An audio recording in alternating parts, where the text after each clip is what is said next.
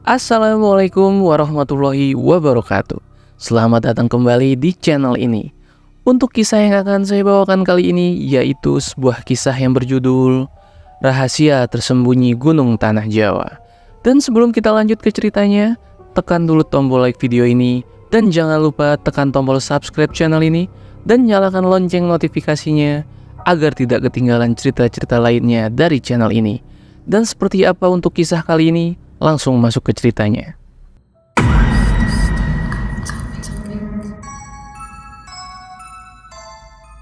Cerita ini dimulai dari 5 sahabat yang nekat mau mendaki Gunung Lawu di malam hari. Mereka adalah Ardi, Widi, Andi, Dito, dan Sari. Mereka udah lama pengen ke gunung ini dan akhirnya memutuskan untuk mendaki di malam hari. Kalian tahu kan cerita mistis Gunung Lawu? Nah, mereka ini nggak terlalu percaya. Menurut mereka, ini cuma cerita yang dibuat-buat aja buat nakuti para pendaki yang pemula. Ini nih yang baru namanya tantangan naik Gunung Lawu di malam hari. Hush, hati-hati kalau ngomong itu toh. Katanya banyak yang hilang di sini. Jangan sampai kita jadi cerita selanjutnya. Jawab Sari. Ah, ini mah cuma cerita mitos, Sar. Kita udah sering dengar, tapi buktinya nggak pernah terjadi apa-apa. Lalu mereka mulai perjalanan dari pos pendakian sekitar jam 8 malam. Kabut mulai turun perlahan menyelimuti hutan di kaki gunung. Makin lama suasananya mulai aneh. Angin yang bertiup bawa suasana yang gak enak. Tapi mereka abaikan karena mereka pikir itu cuma bagian dari tantangan mendaki malam. Anginnya jadi dingin banget ya. Rasanya gak enak. Mungkin kabutnya lagi tebal. Fokus aja ke jalan. Kita harus sampai di pos pertama sebelum jam 10, Wit. Setelah beberapa jam mereka berjalan, mereka sampai di jalur sempit yang diapit tebing curam.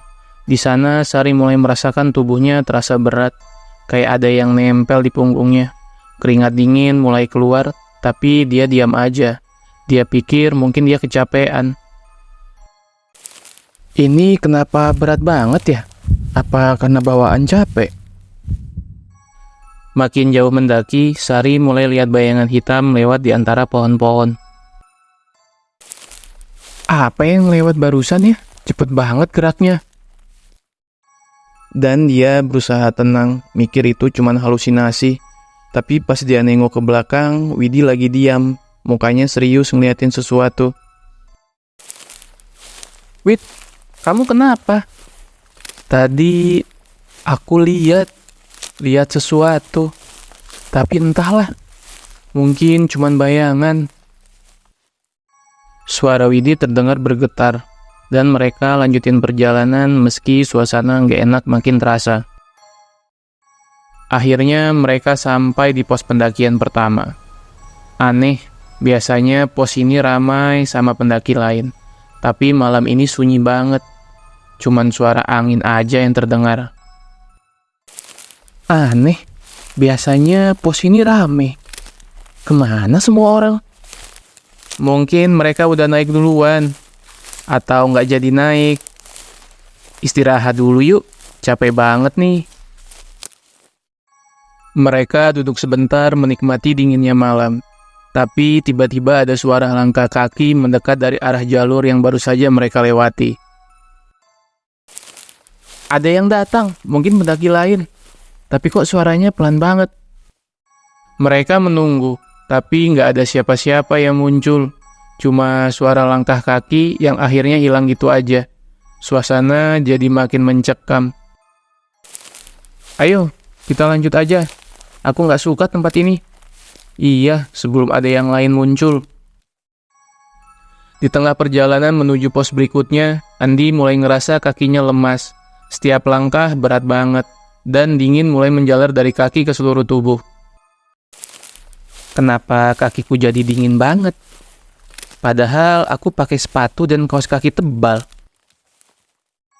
Pas berhenti, Andi duduk dan buka sepatunya. Sari periksa kakinya dan terkejut lihat bekas tangan kecil di betis Andi. Bekas itu membiru, kayak baru aja dipegang sama sesuatu yang gak kelihatan. Ini aneh, Andi. Bekasnya kayak tangan anak kecil. Andi mulai merasakan sakit luar biasa di betisnya, dan mereka mutusin buat berhenti di situ dan dirikan tenda buat istirahat. Mereka pasang tenda di area yang cukup rata, berharap Andi bisa pulih. Tapi pas malam makin larut, suara-suara aneh mulai terdengar di luar tenda. Kayak ada langkah kecil yang lari-lari di sekitar tenda, diselingi suara tawa yang pelan tapi menyeramkan.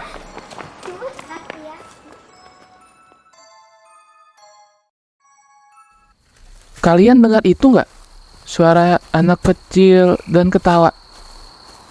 Ini nggak mungkin cuman angin. Kayak ada yang lagi main di luar sana. Ardi yang penasaran nekat keluar dari tenda.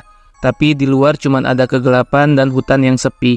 Pas dia sorot senter, dia lihat bayangan anak kecil lari ke dalam hutan. Ada anak kecil? Tapi ini nggak masuk akal. Di sini bukan tempat anak-anak main.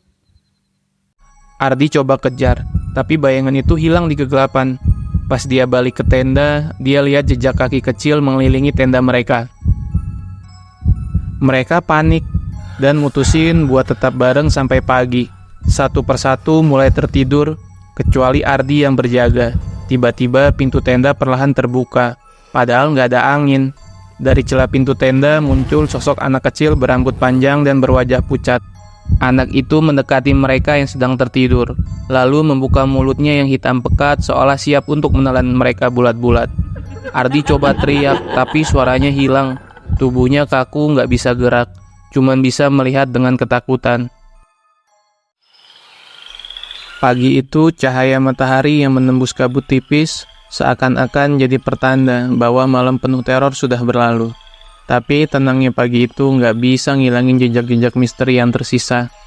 Tim SARS yang kebetulan lagi patroli rutin di sekitar gunung menemukan tenda di tengah hutan. Saat mereka mendekat, suasana tiba-tiba jadi sunyi. Hanya suara derik langkah mereka di atas daun-daun kering yang terdengar.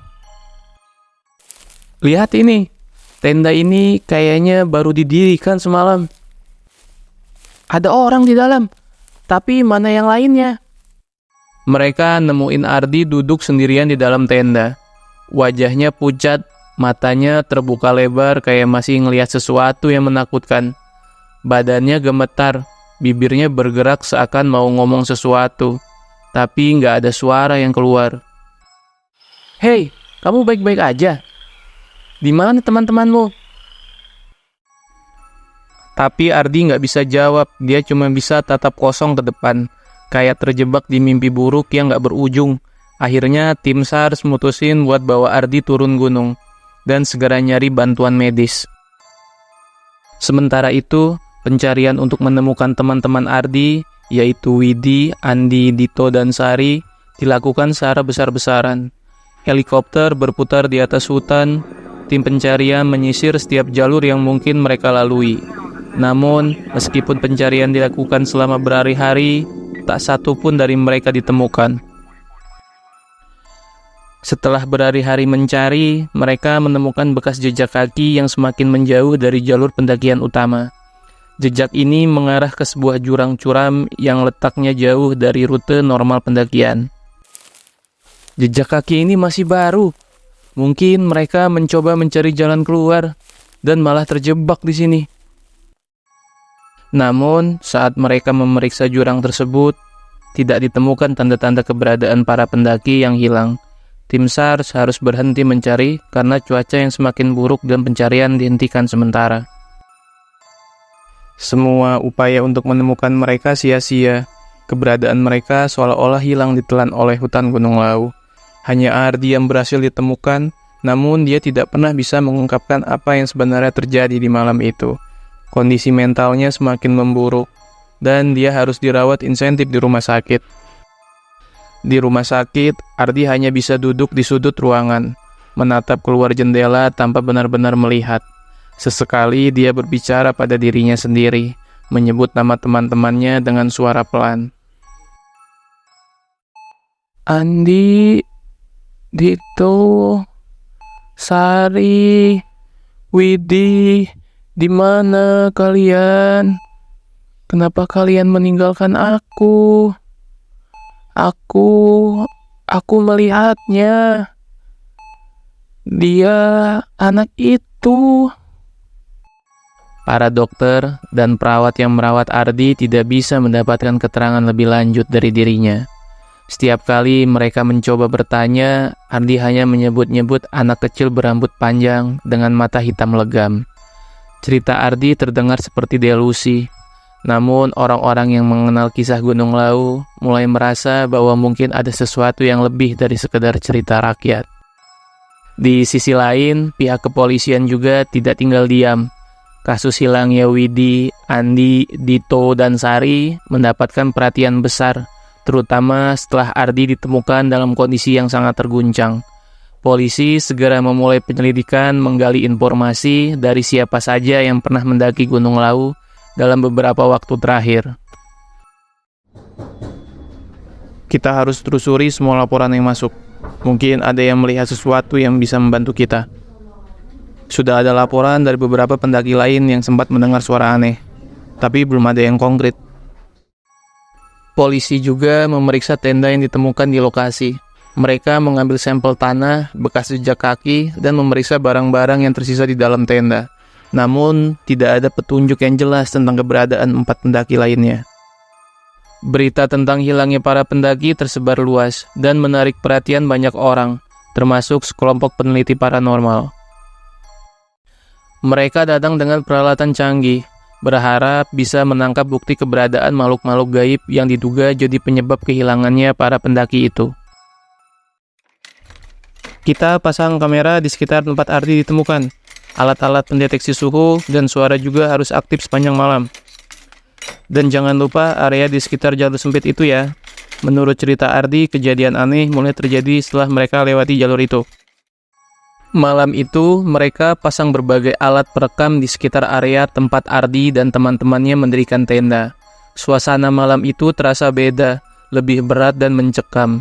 Nggak lama setelah semua peralatan diaktifkan, tanda-tanda kehadiran sesuatu yang nggak kelihatan mulai muncul. Dengar, ada suara langkah kaki. Dan itu bukan suara binatang. Suara langkah kaki kecil terdengar jelas. Seolah-olah ada anak kecil yang lari-lari di sekitar tenda. Kamera-kamera yang dipasang mulai rekam bayangan-bayangan yang bergerak cepat di antara pepohonan. Tapi yang paling mengejutkan adalah rekaman suara terdengar tawa kecil yang menyeramkan, diikuti bisikan-bisikan dalam bahasa yang gak mereka mengerti. Keesokan harinya, waktu mereka periksa hasil rekaman, peneliti nemuin sesuatu yang bikin bulu kuduk mereka merinding.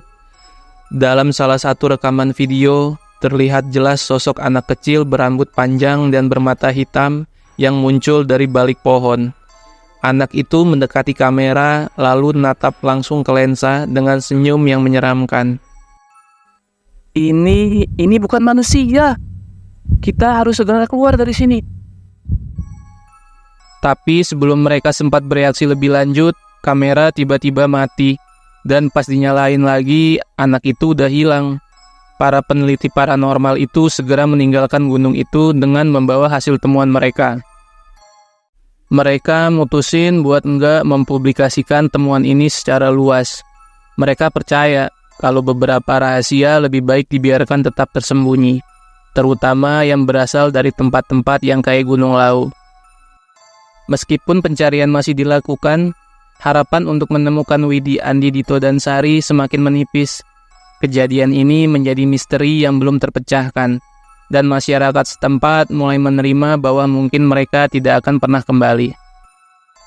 Ardi yang akhirnya dibawa pulang oleh keluarganya, tetap hidup dalam bayangan-bayangan trauma yang mendalam. Walaupun dia selamat, Ardi tidak pernah benar-benar bebas dari teror yang dia alami di gunung itu.